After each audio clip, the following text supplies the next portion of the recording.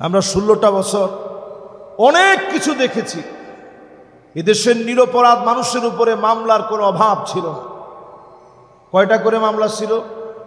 আজকে যে নীরব ভাই এখানে বসা আছেন ওনার নামে 100-র উপরে মামলা ছিল। কয়টা?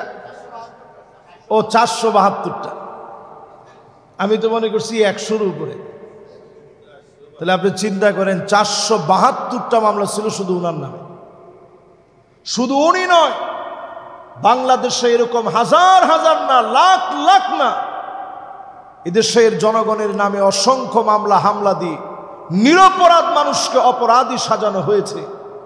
এই কাজ যারা করেছে, নবীজির পরিষ্কার হাদিস, এরা জালেম। জালেমদেরকে সেদিন নবীজি সাল্লাল্লাহু আলাইহি সাল্লাম সুপারিশ করবেন।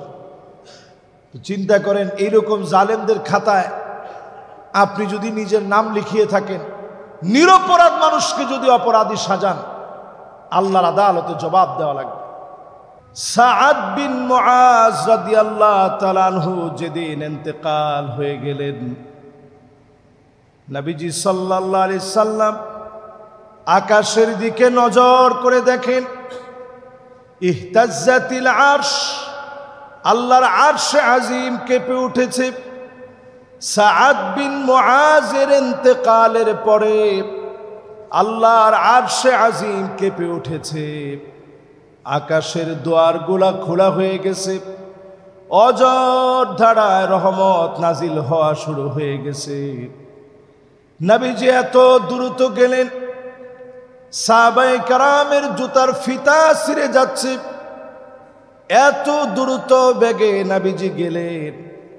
সাহাবায়ে কেরাম প্রশ্ন করলেন, ওগো নবীজি, আপনি এত তাড়াহুড়া করে কেন যাচ্ছেন? নবীজি জানায় দিলেন, এত তাড়াহুড়া করে এই জন্য যাচ্ছি, আমার মনে হচ্ছে আমার সাদ বিন মুআজকে গোসল করানোর জন্যে হানজালার মতো ফেরেশতারা হাজির হয়ে যাবে।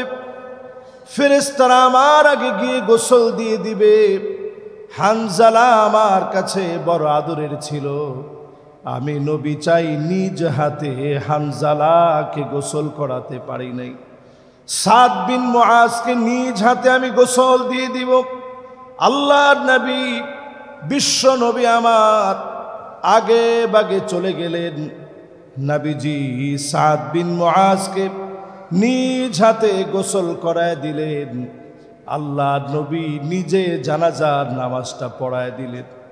নবীজি জানাজার নামাজ পড়ায় দিয়ে কবরস্থ করলেন। আল্লাহর নবী নিজে কবরস্থ করে আত্মীয় স্বজনকে রেখে আসার সময় পিছনে ফিরে বারবার যেভাবে কবরের দিকে তাকায়, আল্লাহর নবী বারবার কবরের দিকে তাকালেন। আল্লাহ তাআলার বড় মায়া লেগে গেল। কবরটারে আল্লাহ রাব্বুল আলামিন বিশ্ব নবীর জন্য দেখার সুযোগ করে দিলেন। নবীজি নজর করে দেখে মাটিগুলা আলতো করে সাদ বিন মুআজের দিকে আসতেছে। একটু পরে মাটি চাপ দিবে সাদ বিন মুআজকে। সাদ বিন মুআজকে যখন চাপ দিবে, সাদ বিন মুআজের জন্য নবীজি আল্লাহু আকবার বললেন। সাহাবায়ে কেরাম বলেন, ওয়াকাব্বারনা মাআহু, আমরাও আল্লাহু আকবার বললাম। ওয়াসাব্বাহা রাসূলুল্লাহ, নবীজি সুবহানাল্লাহ বললেন, আমরাও সুবহানাল্লাহ বললাম। নজর করে দেখলাম নবীজির মুবারক চোখ বেয়ে বেয়ে পানিগুলা ঝরতেছে।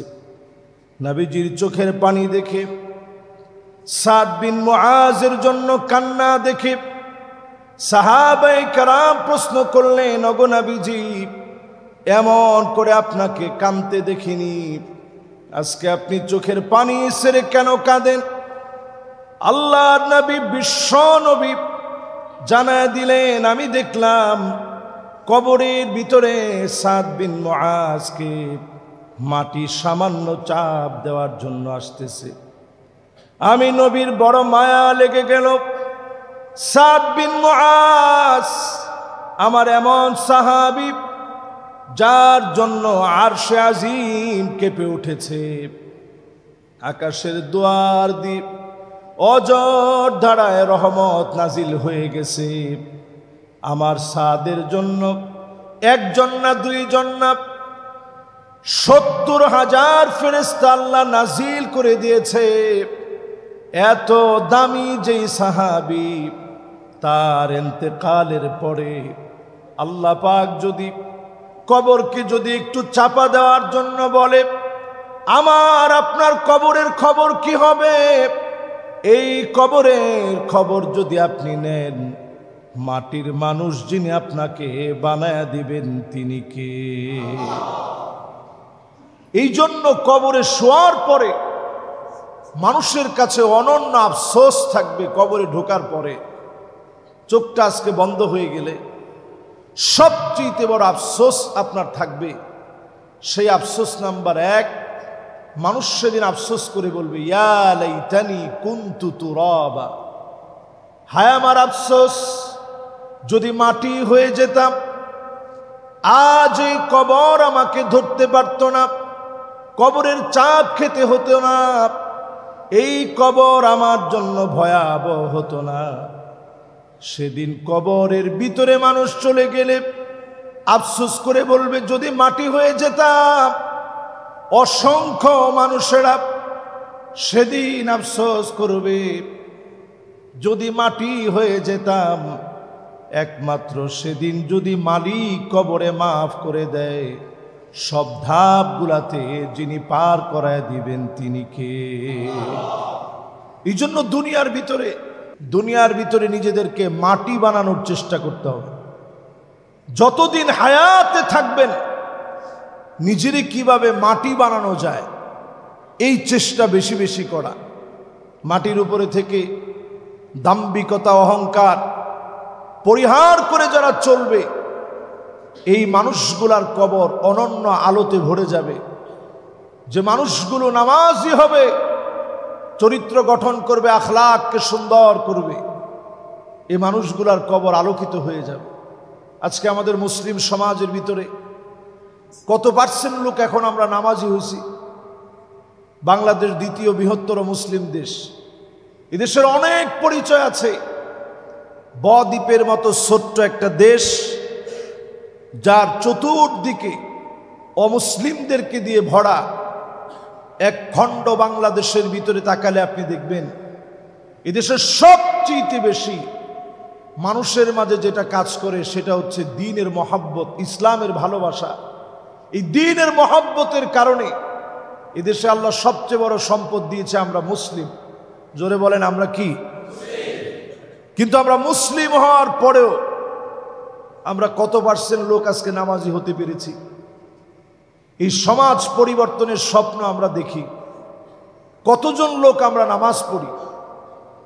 আল্লাহর নবী ইরশাদ করে গেলেন, হাত্তা তুত্তাখাযাল মাসাজিদু তুরুকা, মসজিদের সামনে দিয়ে হেঁটে চলে যাবে, নামাজের জন্য আসবে না। মসজিদের সামনে দিয়ে ঘুরে চলে যাবে, নামাজের জন্য ঢুকবে না। এমন উম্মত সামনে বেড়ে যাবে। ১৫০০ বছর আগে নবীজি বলে গেলেন, এখনকার সময় মিলায় দেখেন, ১৫০০ বছর পরে মিলায় দেখলে দেখবেন অধিকাংশ মুসলমান মসজিদের সামনে দিয়ে হেঁটে চলে যায়, নামাজের জন্য আসে না। ঠিক কিনা বলেন? এই আলামত এখন আমাদের চোখের সামনে।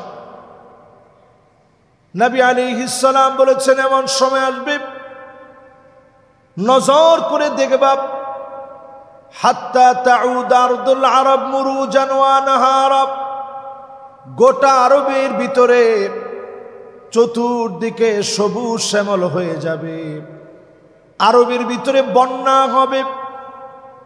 এই 2024-এর আগে 22-23-এ আপনি খুঁজে দেখেন, আরবটা এতটা সবুজ ছিল না, এখন যত সবুজ হচ্ছে। এই যে আরবের ভিতরে আবহাওয়ার একটা পরিবর্তন হয়েছে, এই পরিবর্তনটা সাধারণ কোনো বিষয় না। এই পরিবর্তনটা সারা ওয়ার্ল্ডে ছড়িয়ে যাবে। নবীজি বলেছেন ওয়াইলুন লিল আরব, সামনে আরবটা ধ্বংসের দিকে যাবে। সামনে আরবের যে ধ্বংসের দিকে যাচ্ছে সেটা আমরা দেখতে পাচ্ছি। আরব দিন দিন ধ্বংসের দিকে চলে যাচ্ছে। আজকে সুদানের ভিতরে যে বর্বর হামলা চলছে, এর পিছনের ইন্ধন হচ্ছে সৌদি আরবের যোগ সাজেশনে। সুদানের ভিতরে বর্বর হামলা চলছে। প্রতিদিন 2000 করে মুসলমানদেরকে হত্যা করার প্ল্যান করা হয়েছে। কালো চামড়া বলে আপনি তাদের জন্য আপনার মায়া থাকবে না।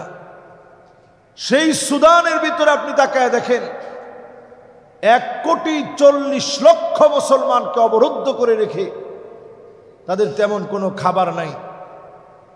খুবই সামান্য খাবার খেয়ে, গাছের পাতালতা খেয়ে দিনের পর দিন তারা পার করে দিচ্ছে। এই হচ্ছে সুদানের মুসলমানদের হালত। এমনভাবে মারা হচ্ছে, মানবাধিকার যেখানে লঙ্ঘিত হচ্ছে, সৌদি আরব একটা টুটা শব্দ করে নাই। আরব পৃথিবী এখন নিশ্চুপ হয়ে আছে। শুধুমাত্র এই আরবের নিশ্চুপ থাকার উদ্দেশ্য হচ্ছে আফ্রিকার এই দেশগুলো সামনের দিনে অনেক বেশি এগিয়ে যাবে। অন্যান্য দেশগুলোর চাইতে এই দেশগুলো এগিয়ে যাবে বিধায় স্বর্ণের খনি, অন্যান্য খনি সব আল্লাহ তাআলা এই জায়গাগুলোতে দিয়ে রেখেছেন বিধায় এখন দেখবেন এই দেশগুলোর ভিতরে যুদ্ধের কোনো শেষ নেই। পৃথিবীর ভিতরে আজকের রজনীতে আপনি হিসাব করেন, এই জুমাবারে আপনি হিসাব চালায় দেখেন, যখন আমরা দিলু ব্যাপারী ওয়াকফ স্টেট জামে মসজিদে সুন্দরভাবে জুমার নামাজ পড়ার জন্য আসছি, এই পৃথিবীতে মুসলমান মার খাচ্ছে প্রায় 2 কোটির বেশি মুসলমান আজকেও মার খাচ্ছে। 20 কোটি মুসলমানের মাথার উপরে ছাদ নাই, শরণার্থী হয়ে গেছে। মুসলমানের মাথার উপরে যখন ছাদ নাই, মুসলমানেরা যখন শরণার্থী হয়ে গেছে, দুর্বিষহ যন্ত্রণার উপরে মুসলমান যখন আছে, এই মুসলমানদেরকে তখন আল্লাহ পাক আবার নেতৃত্ব দিবেন, আবার মুসলমানদেরকে সংঘবদ্ধ করবেন। বাদা আল ইসলামু গরীবান ওয়া সায়াউদু গরীবান তুবা লিল গুরাবা। আবার যদি ব্যতিক্রম মানুষ আপনি হতে পারেন, আপনাকে দিয়ে দিনকে যিনি বিজয়ী বানায় দিবেন তিনি কে? এজন্য একজন দায়িত্বশীল যে হবে, দায়িত্বশীলের অনেক বড় দায়িত্ব। দায়িত্বশীল যে হবে, কুল্লুকুম রাইন ওয়া কুল্লুকুম মাসউলুন আন রাইয়াতিহি। প্রত্যেক দায়িত্বশীল আল্লাহর সামনে জবাবদিহিতার সম্মুখীন হতে হবে। দায়িত্বশীল এই দায়িত্ব পালনে বড় সচেষ্ট থাকা লাগবে। হযরত ওমর যেদিন দায়িত্ব পেলেন, তিনি সঙ্গে সঙ্গে খুতবা দিলেন, ইন্নী উল্লিতু আলাইকুম ওয়া লাস্তু বিখাইরিকুম। আমি তোমাদের নেতা নির্বাচিত হয়েছি, তোমাদের চাইতে সেরা হতে পারি নাই। অনেক বড় দায়িত্ব আল্লাহ দিয়েছে, তোমাদের চাইতে সেরা হতে পারি নাই। ভালো কোনো কাজ করলে আমি ওমরকে সহযোগিতা করবে, আর যদি মন্দ কোনো কাজ করি আমি ওমরকে সঙ্গে সঙ্গে তোমরা সোজা করে দিবা, আমি ওমরকে তোমরা বুঝায় দিবা। জুমার দিনে হযরত ওমর খুতবা দিচ্ছিলেন, মোহর নিয়ে আলোচনা করতেছেন। দেনমোহর নিয়ে কথা বলার সময় একজন নারী খুতবা চলাকালে কথা বলে উঠলেন, বললেন, ওমর আল্লাহকে ভয় করেন। ইত্তাকিল্লাহ ইয়া ওমর, ওমর আপনি আল্লাহরে ভয় করেন। তখন তিনি খলিফাতুল মুসলিমিন, অর্ধ জাহানের প্রেসিডেন্ট। সেই সময় হযরত ওমরকে বলা হলো আপনি আল্লাহরে ভয় করেন।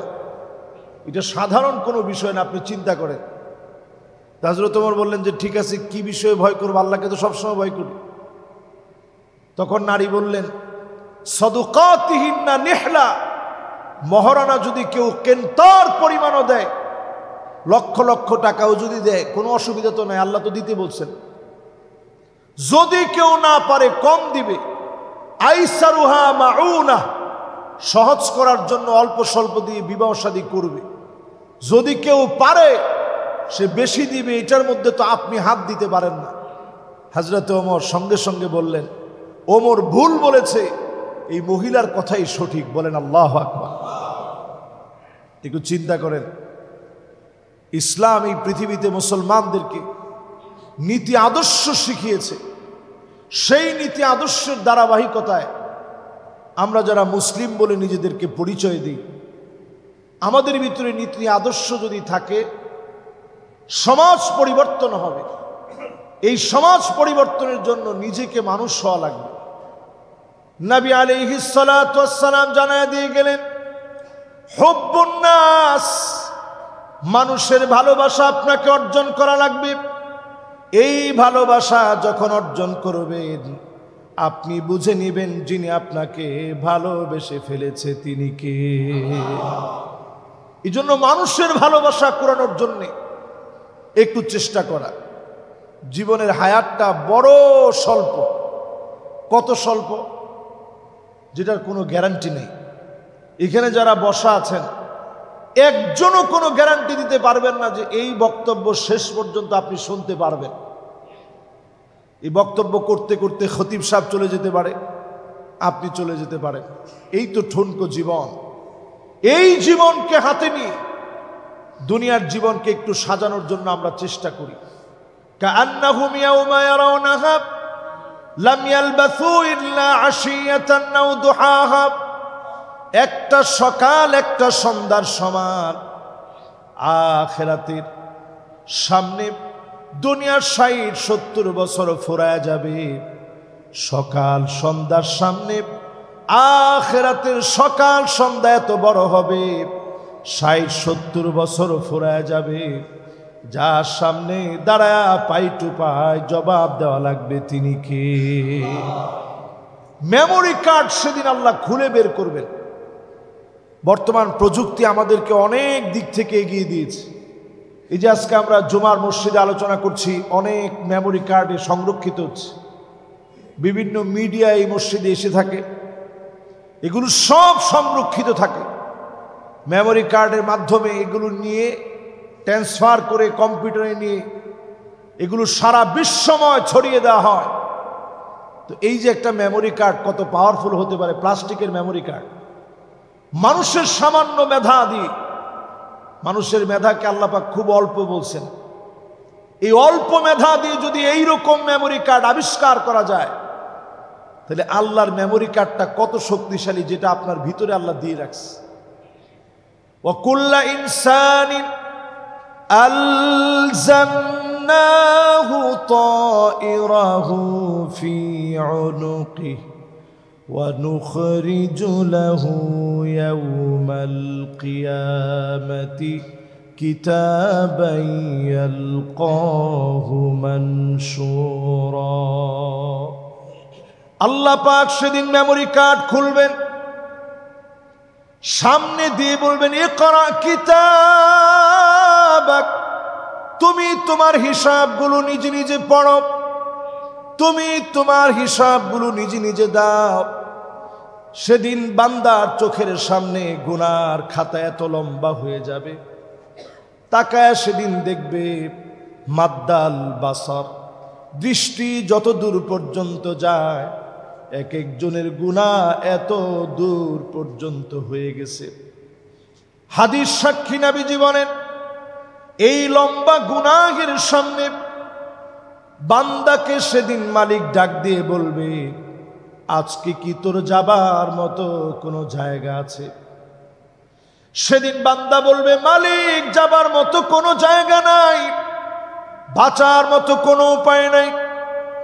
আল্লাহ পাক সেদিন বলবে, গোলাম এত এত গুনাহ তোর জীবনে তুই করলি, আমি আল্লাহ তো তোরে দুনিয়ায় লজ্জিত বানাইনি, তোর মায়ের সামনে গুনাহ প্রকাশ করে দেই নাই, বাপের সামনে গুনাহ প্রকাশ করে দেই নাই, সব গুনাহগুলা গোপন রাখলাম, তোর বন্ধু বান্ধবের সামনে গুনাহগুলা প্রকাশ করে দেই নাই।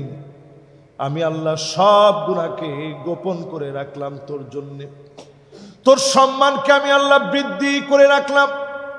ওয়ালাকা শাইউন ইনদি, তোর জন্য আমার কাছে এমন একটা কার্ড আছে, এমন একটা বেতাকা, এমন একটা আইডি কার্ড আছে, যে আইডি কার্ডটা দিয়ে তোরে মাফ করে দিব।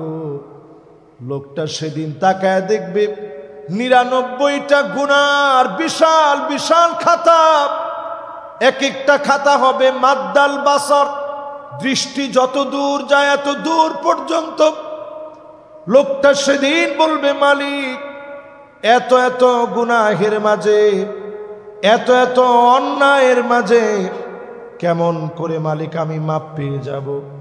আল্লাহ পাক সেদিন জানায়া দিবে, এত এত গুনাহের মাঝে আমি আল্লাহ সামান্য আইডি কার্ড দিয়ে মাফ করে দিব। সেই আইডি কার্ড হচ্ছে লা ইলাহা ইল্লাল্লাহু মুহাম্মাদুর রাসূলুল্লাহ সাল্লাল্লাহু আলাইহি সাল্লাম। এই আইডি কার্ড দিয়ে আল্লাহ পাক সেদিন মাফ করে দিবেন। শুধুমাত্র যদি দুনিয়ার জীবনে আপনি মুসলিম হতে পারেন, নবীজি আপনারে চিনে নিবে। যারা যারা আমরা প্রায় সময় এখানে জুমা পড়ি, নিশ্চয় আপনারা জানেন আমরা প্রত্যেক জুমাতে কিছু বিষয়ে আপনাদেরকে সজাগ করার চেষ্টা করি। নবীজির উম্মত হওয়ার অন্তত যেন আমরা দাবিদার হতে পারি। নবীজি সেদিন দূর দূর করে তাড়ায় দিবে মুশরিকদেরকে, যারা শিরক করেছে। নবীজি সেদিন তাদেরকে তাড়ায় দিবে, তাদের জন্য কোনো সুপারিশ নেই। 2 নম্বরে নবীজি তাড়ায় দিবেন বেদআতীদেরকে, যারা এই জমিনের ভিতরে বেদআত করেছে। নবীজি সেদিনকে তাদেরকে সুপারিশ করবেন, সুপারিশ থেকে বঞ্চিত হবে। 3 নম্বরে নবীজি সুপারিশ করবেন না সেই দিন যে ব্যক্তি কুল্লু গালিন মারিক, অন্যায়ভাবে নিরপরাধ মানুষকে যে লোকটা মামলা দিয়েছে, হামলা দিয়েছে, স্বৈরাচার শক্তি হিসাবে আলেমদের উপরে যারা জুলম করেছে, তাদেরকে আল্লাহ পাক সেদিন মাফ করবে না। ঠিক কিনা বলে? আমরা 16টা বছর অনেক কিছু দেখেছি। এদেশের নিরপরাধ মানুষের উপরে মামলার কোনো অভাব ছিল না। কয়টা করে মামলা ছিল? আজকে যে নীরব ভাই এখানে বসা আছেন, ওনার নামে 100-র উপরে মামলা ছিল। কয়টা? ও 472টা। আমি তো মনে করছি 100-র উপরে। তাহলে আপনি চিন্তা করেন, 472টা মামলা ছিল শুধু ওনার নামে। শুধু উনি নয়, বাংলাদেশে এরকম হাজার হাজার না, লাখ লাখ না, এদেশের জনগণের নামে অসংখ্য মামলা হামলা দিয়ে নিরপরাধ মানুষকে অপরাধী সাজানো হয়েছে। এই কাজ যারা করেছে, নবীজির পরিষ্কার হাদিস, এরা জালেম। জালেমদেরকে সেদিন নবীজি সাল্লাল্লাহু আলাইহি সাল্লাম সুপারিশ করবেন। চিন্তা করেন, এইরকম জালেমদের খাতায় আপনি যদি নিজের নাম লিখিয়ে থাকেন, নিরপরাধ মানুষকে যদি অপরাধী সাজান, আল্লাহর আদালতে জবাব দেওয়া লাগবে। নবী আলাইহিস সালাম বলেন, জালেমদেরকে সেদিন নবীজি চিনবেন না। ওয়ালা তারকানু ইলাল্লাযীনা যালামু ফাতামাসসাকুমুন নার।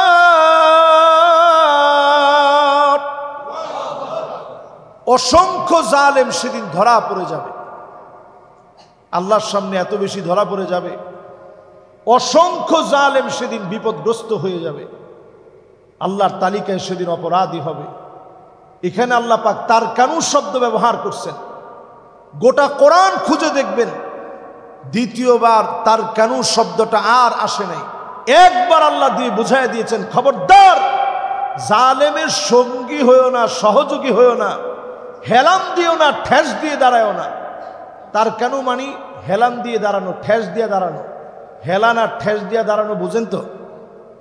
মানে জালেম যখন জুলুম করে পাশে দাঁড়ায় কইছেন ঠিক আছে কর, অসুবিধা নেই। এইরকম যারা করবে, জাহান্নামের আগুন তাদেরকে স্পর্শ করবে। আমরা দৃশ্য তো দেখতে পেয়েছি, যারা জালেমদের সঙ্গে 1-2টা ছবি উঠেছে, এদেরও বিপদের শেষ নেই। আমার ঠিক তো কর না আপনারা? তার মানে আপনারা বুঝতেছেন, জালেমের সাথে ঠেস দিয়ে দাঁড়াইলেও বিপদ। যারা ঠেস দিয়ে দাঁড়াইছে সেই সময় দাঁড়ায় ছবি উঠাইছে, আপনি চিন্তা করেন, আল্লাহ একবার শব্দটা ব্যবহার করছে, ওয়ালা তারকানু, জালেমদের সঙ্গে ঠেস দিয়ে দাঁড়ায়ও না। একবার আল্লাহ শব্দ ব্যবহার করে বুঝাই দিছেন। নবীজি এই আয়াতে কারিমা নাজিল হওয়ার পর নবীজির কয়েকটা চুল পেকে গেছে। আহারে আমার উম্মতের দশা কি হবে, তারা না জানি জালেমের সঙ্গী হয়ে যায়। এজন্য খবরদার, আমরা জুলুম করব না, জালেমদের সঙ্গী হব না। ন্যায় নীতি আদর্শ প্রতিষ্ঠায় যারা কাজ করবে, আমরা তাদের জন্য তাদের শক্তিশালী হাত হয়ে এই জমিনে আমরা কাজ করার চেষ্টা করব। ঠিক কিনা বলেন ইনশাআল্লাহ? প্রিয় ভাইয়েরা আমার, আজকে যারা জুমাতে আসছেন, আপনাদের সকলকে নবীজির উম্মত হওয়ার জন্য জুমাবারের সবচেয়ে বড় আমল, গত জুমায় বলেছিলাম, এই জুমায় বলে আমরা প্রত্যেকে চেষ্টা করব সূরা কাহফ আমরা তেলাওয়াত করার জন্য, অথবা তেলাওয়াত শোনার চেষ্টা করব। প্রতিদিন আমরা সূরা কাহফের 10টা আয়াত তেলাওয়াত করব। যদি আমরা পড়তে পারি, নবী আলাইহিস সালাম বলছেন, আবা আলাহু মিনান নূরি মা বাইনাল জুমাতাইন, এক জুমা থেকে আরেক জুমা পর্যন্ত মাঝখানের পুরা সময়টাকে আল্লাহ রাব্বুল আলামিন আপনার জন্য নিরাপত্তার চাদরে আল্লাহ বেষ্টিত করে দিবেন। সুবহানাল্লাহ। আল্লাহর কাছে আমরা এটা কামনা করি, এই ফিতনা ফাসাদের সময় আল্লাহ যেন আমাদের দিনগুলোকে ভালো করে দেন, সময়গুলোকে বরকতে পূর্ণ করেন। আল্লাহ যেন বাংলাদেশের ভাগ্য আকাশে যে নতুন একটা সংস্কারের সম্ভাবনা উকি দিয়েছে, আল্লাহ যেন এই সম্ভাবনাকে বাংলাদেশের জন্য পূর্ণ করে দেন। পড়েন আমিন। আল্লাহ রাব্বুল আলামিনের কাছে ফরিয়াদ করে, আজকে আপনাদের মেহমান আমাদের নীরব ভাই আসছেন, উনার ইনশাআল্লাহ কথা আমরা শুনবো। উনি সালাম বিনিময় করে আপনাদের কাছে দোয়া চাবেন। আমরা প্রত্যেকেই ভাইয়ের জন্য দোয়া করি। এবং উনি আজকে আমাদের কাছে এসেছেন, উনার অনেক প্রোগ্রাম থাকা সত্ত্বেও তিনি সর্বপ্রথম মনোনয়ন পাওয়ার পরে আজকে এই মসজিদে তিনি আসছেন, যেহেতু এটা ওনার এলাকা এবং অত্যন্ত ভালোবাসার জায়গা। এখান থেকেই আমরা আজকে ওনার আলোচনা আমরা শুনবো ইনশাআল্লাহ। সকল মসজিদে তিনি যাবেন, সবগুলো মসজিদে আলেম ওলামা সহ, শিক্ষক সহ অনেকের সাথে তিনি মিশছেন, মত বিনিময় করছেন, কথা বলছেন। আজকেও তিনি আপনাদের সঙ্গে আল্লাহর ঘর মসজিদে তিনি আপনাদের কাছে দোয়া চাইতে এসেছেন। তিনি কথা বলবেন, আমরা কথা শুনবো। তারপরে ইনশাআল্লাহ আমরা যারা সুন্নাহ আদায় করি নাই, আমরা সুন্নাহ পড়বো ইনশাআল্লাহ।